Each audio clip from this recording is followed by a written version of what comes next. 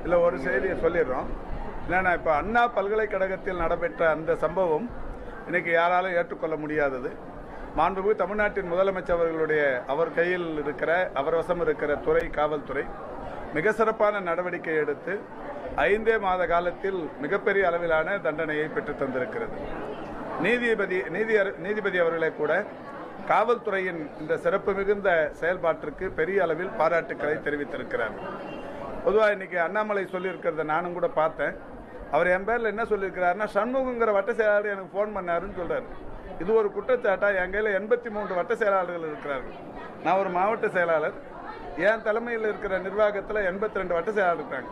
ஒவ்வொருத்தரும் ஒரு நாளைக்கு எனக்கு 10 பேர் 15 பேர் ஃபோன் பண்ணுவாங்க. அவர் இத்தனாம் தேதி இத்தனை மணிக்கு வட்ட செயலாளர் மா சுப்பிரமணியனுக்கு ஃபோன் பண்ணாரு, எனவே மா சுப்பிரமணியனை விசாரிக்கணும்னு சொல்றாரு. இது இது இது என்ன குற்றச்சாட்டுன்னு எனக்கும் தெரியல, அவருக்கு தெரியுமான்னு தெரியல.